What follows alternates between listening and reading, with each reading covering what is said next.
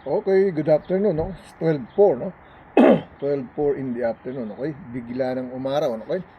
So, once again po, please join me once again sa ating the holy fourth month of the year 2026, April 18, no? April 18, okay? Wow, biglang uminit. Maganda, no? So, tayo po'y manalangin. Muli tayong once again, please join me and please pray for all together with me if you have time, if you have no time. So click the video when you have time, no? Whether you're intentionally, unintentionally, no?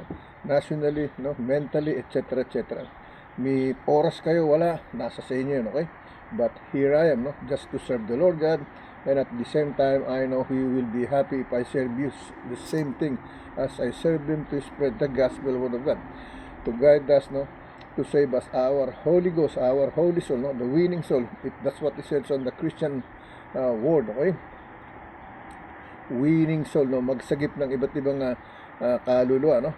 All kind of nationality, all kind of religion, all kind of citizen, whether you are good or bad, from president to the lower civilian person, from rich to the poor, I include each and every one of you, no? In my daily bread, with devotion, healing prayer, with Jesus calling, with the promised blessing, the word of God, okay? Yan po yan. My general compassion and service dedicated to the Lord Jesus Christ, and at the same time dedicated to all of you, whoever you are, wherever you are, in the top of the place of the circle of this world, okay? So to those celebrate their birthday, happy birthday to each and everyone, more power, more blessing, okay? And to those who receive their success in their life, no? Graduate on the school, high school, college, kinder, whatever, no? Congratulations, no? More power and blessing to you, okay? And to those who's been celebrating their wedding anniversary, to the new couple wedding anniversary, to the new couple wedding, no? May the grace of God, the holiness, love of God, the love of God, no? The unlimited love of God be with all of us in His holy, mighty name, Father, the Son, and the Holy Spirit, in truly one God, okay? Ang totoong Diyos, hindi yung Diyos-Diyosan, okay? The truly God, no? Not the idolatry, okay? And to those have still sickness and illnesses, no? You have my prayer for you, no? For your healing prayer, no? But you're gonna speak, you're gonna say what you want to the Lord, no? He will listen to you, He will hear you, no? To our tongue, to our voice, to said whatever we like to be with, no? Healing, success, whatever, no? Provision, no? Solving problems, etc., etc., etc. Okay? You can ask for Him, you can speak to Him, okay, directly, no? No one can save you except by yourself. Not your family, not your relatives and friends, but by ourselves, no? To pray for Him, surrender ourselves to Him, no? Do repentance, ask forgiveness, surrender all your sin, and be ready to receive the Holy Spirit of God, no? Together with our Holy Ghost, with His Holy Spirit to dwell it in our inner person, men and women, in our mind, in our heart, okay? Just to surrender all ourselves to the Lord God, okay? Tandaan yan, okay? To those left dead their loved ones, no? You have my sympathy, condolences, no? Rest and peace, farewell to their spirit, okay? And of course, no? Don't embrace too much sadness and loneliness, no? Because that is only the beginning once again, no?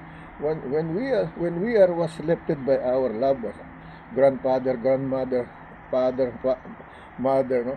Uncle, auntie, cousin, or nephew, whatever you call for, no? When they are left dead, it means to say we have facing another new life, to be with me, to be with yourself, no? To be with myself, no? To be with our loved ones, okay? It doesn't mean one is gone, everything is gone, no? That's not good, no? Pag may nawalang isa, hindi nangangulugan na wala na lahat, okay? Yan ang ibig sabihin, okay? Meron pa tayong mga kasama na hindi natin nakikita, kaya minsan nangyayari mga bagay na ganyan, no?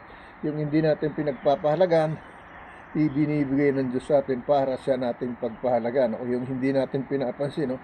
Ipinaalala niya sa akin, eto, kasi hindi mo to pinapansin, kaya ito mangyayari, no? But God, He never hurt us just that way, okay? But because Our life have a destiny, okay? The truth is our life is have ending on time, earlier or maybe more life to live, no? It's on the will of God and it's on our will also. No? May will ng Diyos, may will din tayong sarili natin. Why?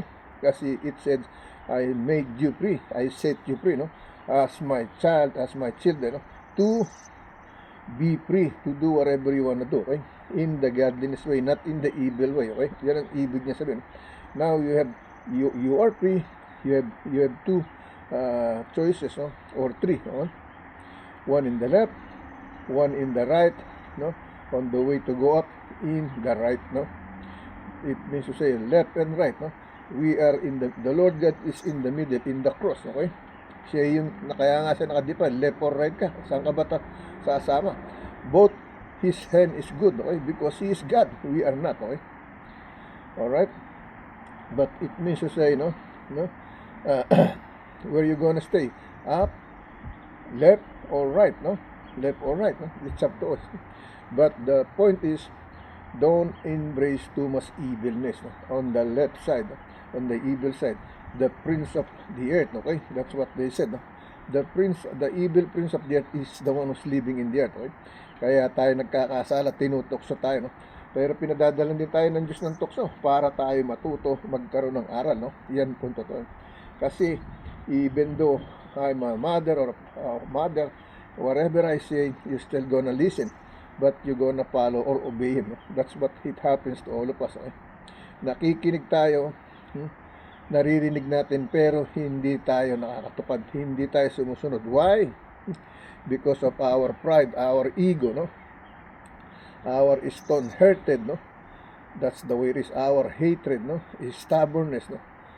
Stone heart, stone-hearted na sinasabi, no? Yan po, that's what is the problem in our mind, in our soul, no?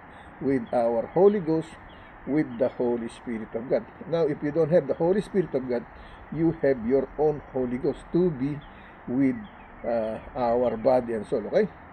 So, let us pray all together, no? So, to those left their loved ones, no? You have my sympathy, no? Condolences, rest and peace, no?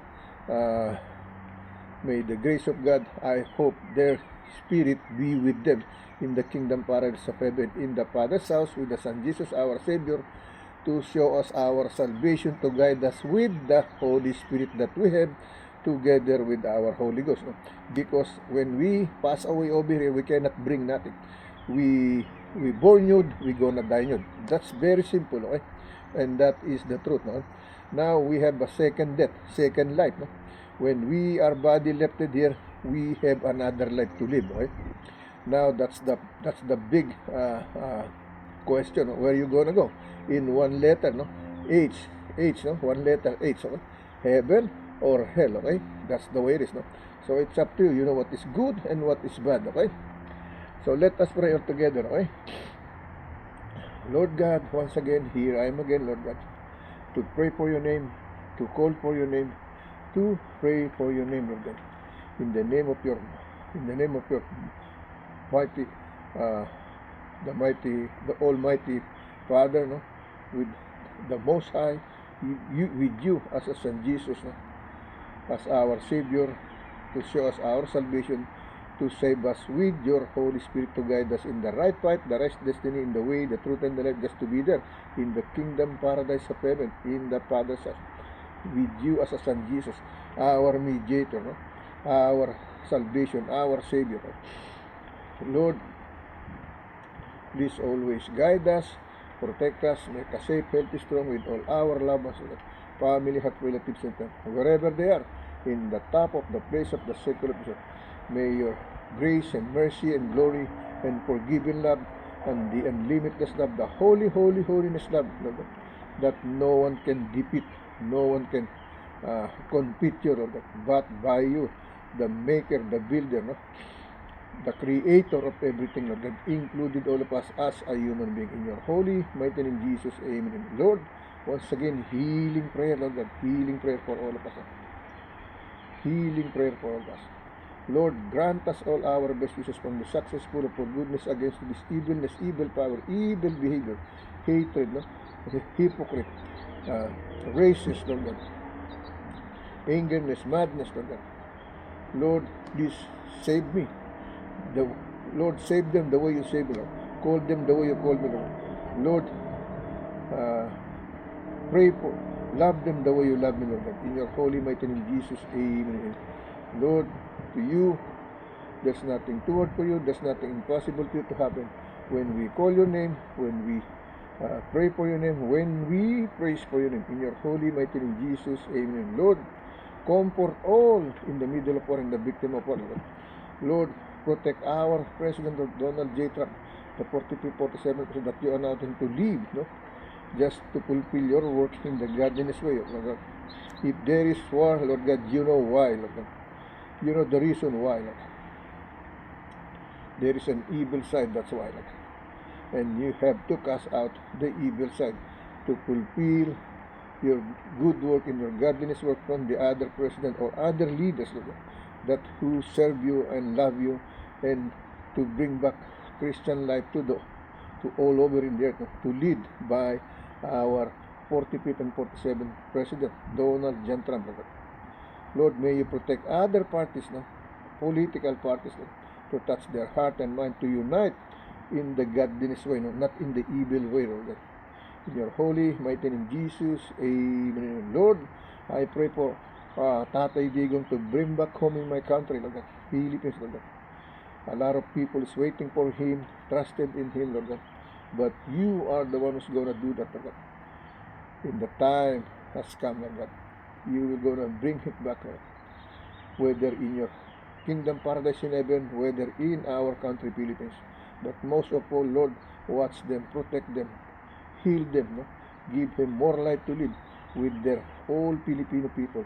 Same like America. Protect our President Donald J. Trump from the sake of all Americans and other countries all over the world, that you allow him to live, you save him in the assassination, just to live, to fulfill your godliness work, your love, your patience, and protection, provision, everything like that. In your holy mighty name, Jesus, amen and amen. Okay? Tandaan niyo po, pag ako dito hindi nagsalita ng about politics, I'm lying to you, no? I pretend that I don't know about this, no? But remember, no, there is no money involved here, okay? I'm not doing this because somebody pay me, somebody tell me about the promises or everything, no? Favor, no, you're wrong, okay? I'm doing this for the Lord, and at the same time, this is to dedicate it to you, to spread His holy good news gospel word from the holy book of Bible. That's it, okay? That is the first return, okay? I'm here because of the Lord Jesus. I'm not here because for myself. Remember that, no? To my family, heart relatives, and friends, okay? Alam nila yan, no? Hindi ko na kailangan ipaliwanag pa sa kanila. Alam nila ako kung sino ako, okay? Pero sometimes, kailangan ko magsalita, kailangan nila marinig, kailangan nila maramdaman. Kasi minsan, mami-misunderstanding kanila, no? Bakit si Kuya nagbago, gano'n. Bakit ano sinasabi niya tungkol sa mga Diyos-Diyusan? But you know the truth already, because that's why I'm here in the book of life, no? The holy book of Bible. The holy Bible is our life, okay? To guide us, no? Which one is good or bad. That's the way it is, okay? Now, let's go to start in our first scripture chapter and verse, no? Wow, gumanda ang init, no? Okay? Maiinitan tayo ng gusto, alright? Alright? Pero maganda sa akin yan. Kailangan ko rin po yung vitamin D, no, ng araw, no? Yung ika nga the fresh vitamin D from the sun, okay? Now, we're going to read Deuteronomy, no? Deuteronomy chapter 7, verse 9 to 13, no? Chapter 7, verse 9 to 13, okay? Here is the message, no? Now, therefore, no, that the Lord thy God, no, He is God, the faithful God, no, which keepeth covenant and mercy with them that love Him and keep Him, no, commandments to 1,000 generations, no? Verse 10, no? And pray and repay it them that have hate Him to their face, to destroy them. Let him not be, no, slack to him that hated him. He will repay him to his face, okay? Oh, verse 11, no? Thou shalt therefore keep thy commandments, no? And thy statutes, no? And the judgment, no? Which I command thee this day, okay? To them, no? Verse 12, no? Wherefore it shall come to pass if ye or you hearken to this judgment, no? And keep and do them, that the Lord my God shall keep, no? Unto thee and covenant and the mercy which we swear unto thy fathers, no? Verse 13, last verse, no? And he will love thee, no? And bless thee, no? And multiply thee. He will also bless the fruit of thy womb, no? And the fruit of the land, and the fruit of thy land, no? That corn, no? And thy wine and thy oil, the increase of thine kind, no? Kin, no? Thine of kin, no? And the prince of thy sheep is the land which he sware unto thy fathers to give thee, okay? To give thee, okay? Yan po yung ating kuan, okay? Alright, basahin natin sa Tagalog version. Deuteronomy 5:7, versikulo taludtod talata 9 hanggang 13, no? Parang ito lang din yung kahapon o nung isang araw, no? Napakabilis, no? Then he bring it back to this scripture chapter verse just to spread again, to remind us again, no? In the way, the truth, and the life, how to live by God, no? By other people, okay? How to communicate, how to love one another, no? That's what he said, no? Love one another, forgive them the way I forgive you, no? Love them the way I love you, okay? Save them the way I save you, help them the way I help you. That is the commandment of God, no? Thou shalt not kill, thou shalt not theft, thou shalt not adultery, no? Thou shalt not, etc., okay? Against all that, so just to be with God, okay? Now, basahin natin sa Tagalog version, no? Deuteronomy 5:7, versikulo 9 hanggang 13, okay? Excuse me, no? Talastasin mo nga na ang Panginoon na ninyong Diyos ay siyang Diyos, ang tapat na Diyos na nag-iisang umiibig sa Kanya, no?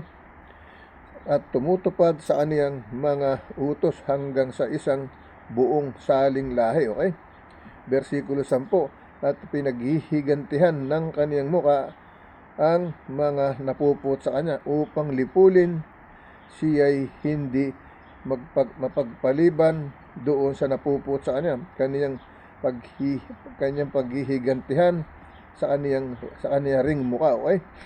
Versikulo 11, iyo ngang iingatan ang utos at mga palatuntunan, no? At mga kahatulan ng aking iniutos sa iyo sa araw na ito na iyong ganapin, okay?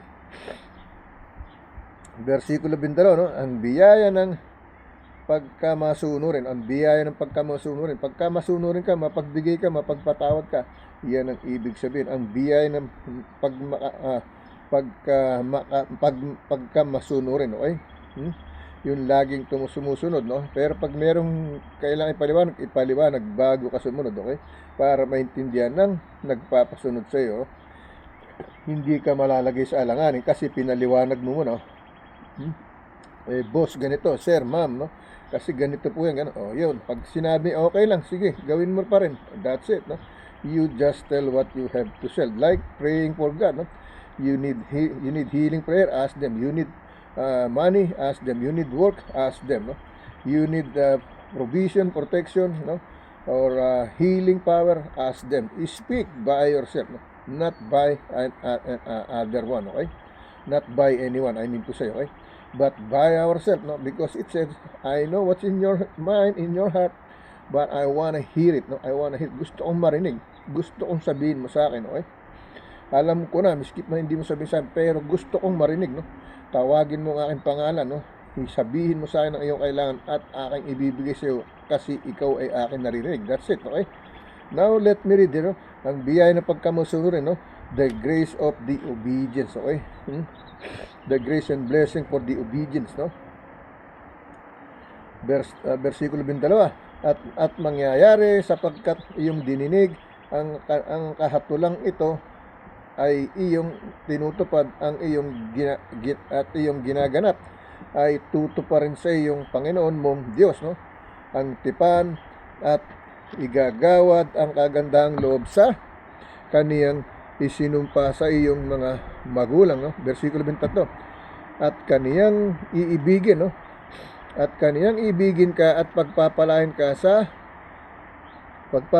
at padadamihin ka, no? Padadamihin ka ng kaniyang namang at padadamihin ka niya rin namang pagpapalain at ang bunga ng iyong ang bunga ng iyong katawan at ang bunga ng iyong lupa at iyong trigo at mga iyong alak at iyong langis, okay?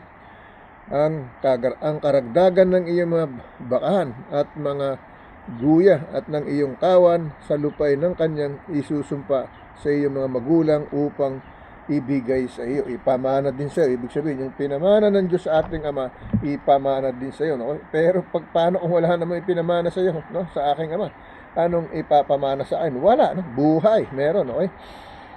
Hindi tayo nakaranas na ganyan. Parang naalala ko tuloy kay Solomon. Si Solomon hindi nakaranas ng karangyang na naranasan natin, no? Kaluhuan, hindi siya nakaranas. Sinasabi sa Biblia, no? Solomon, no? Sa mga panahon na yun, hindi siya nakatikim. Ibig sabihin, okay? Now, let me read Psalm tayo, no? Psalm, okay? Silipin ko lang po yung ating dito, no? Psalm, okay. Okay, Hebrew pa naman dito. Hebrew at saka James. Okay, nasa malayo pa yung God promises natin at saka daily devotion, healing prayer. Okay?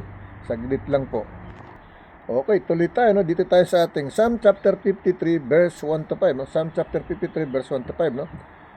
The fool hath said in his heart, no? There is no God. Corrupt are ye. Corrupt are they, no? Corrupt are they, have done abominable iniquity. There is none that do it good. Okay? Verse 2, no? God looketh down from heaven upon the children of men, okay? To see if there were any what did understand, that did seek God, no? That did seek God, no? Verse 3, no? Every one of them is gone back, no? They are altogether become filthy, no? There is none that do it good, no? No, not one, no? No, not one. Verse 4, no? Okay? Have the workers of iniquity no knowledge, who eat up my peoples, no?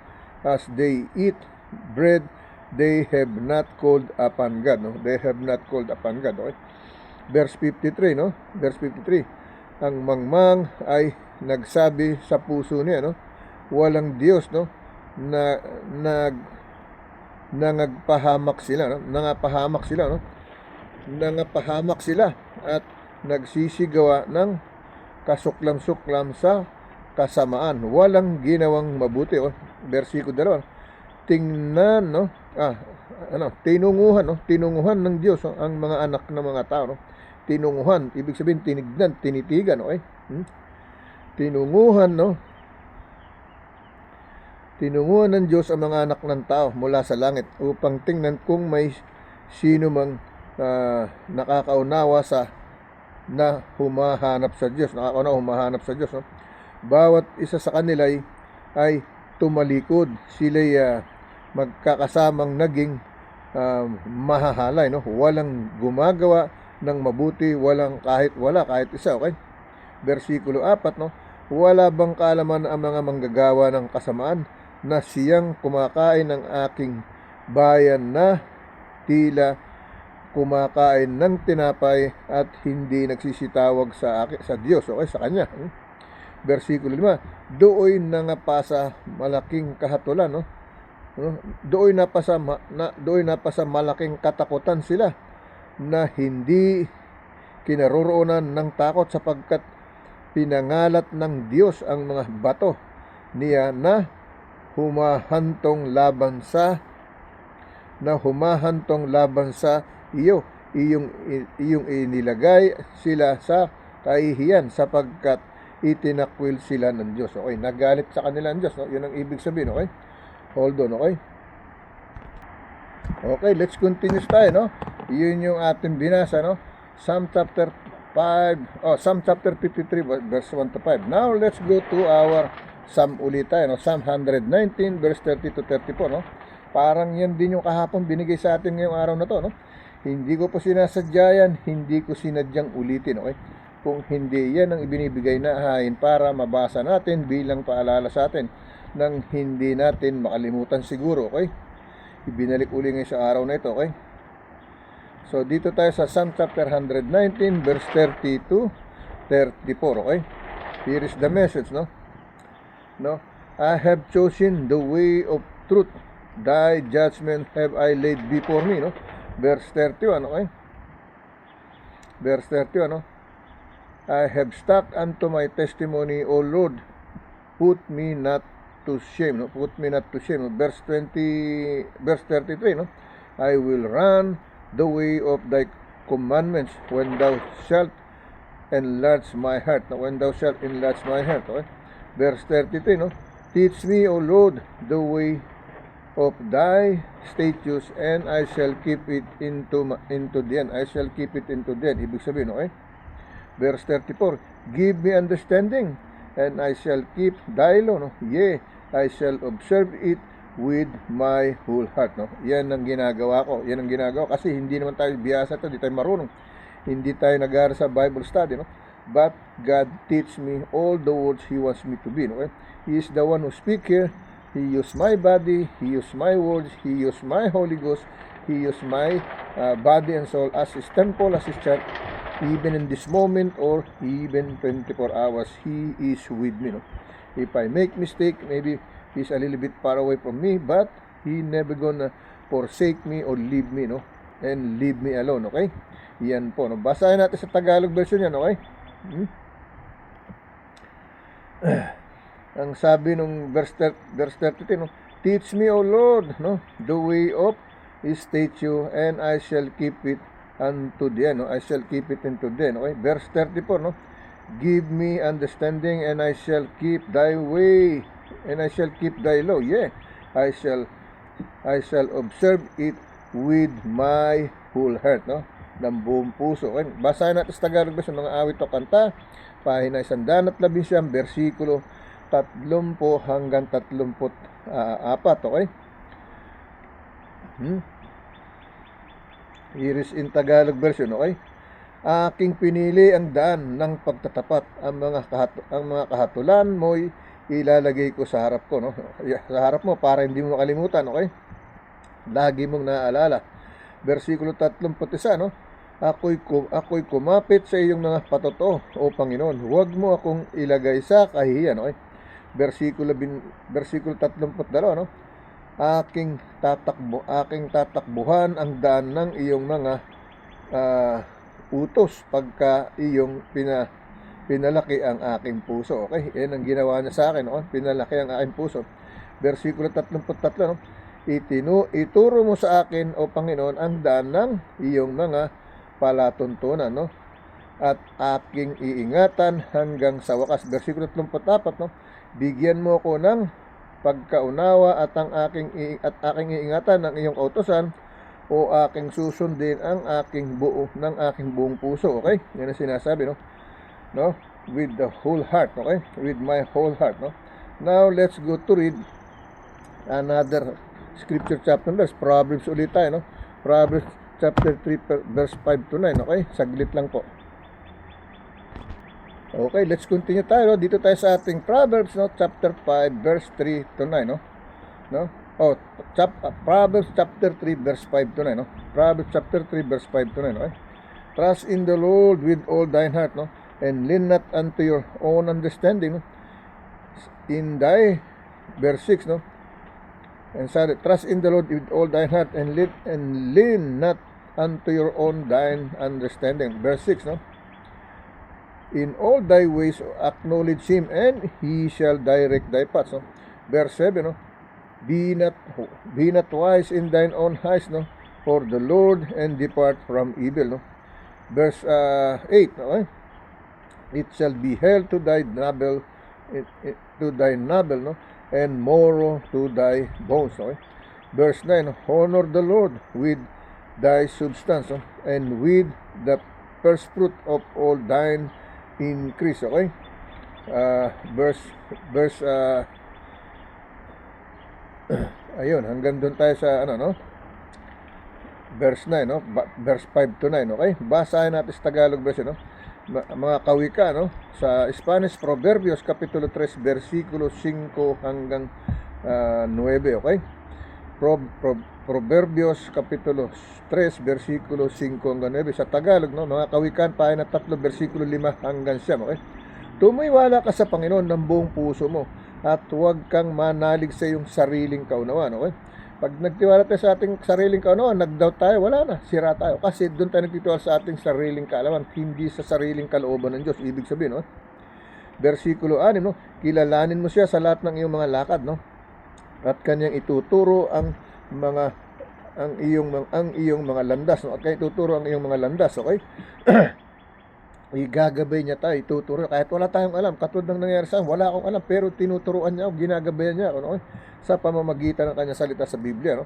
Versikulo 7, no? Huwag kang magpakapantas sa iyong sarili, no?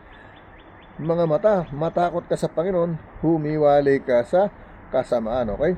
Huwag kang masyadong magtiwala sa iyo, huwag kang masyadong magmataas, no? Kung hindi magpakumbaba ka, humiwalay ka sa kasamaan, okay? Versikulo 8, magiging kagalingan ng iyong pusod at utak sa iyong mga buto, no? Versikulo 9, no? Parangalin mo ang Panginoon ng iyong ng iyong tinatangkilip at mga unang bunga ng lahat mong ani, no? Unang bunga ng lahat mong ani, okay? So basahin natin baka makasingit pa tayo ng isa pa, okay? Okay, punta na po tayo sa ating ikalawang video, no? Para hindi tayo mag-alanganin, okay? We're going to our second video clip, alright?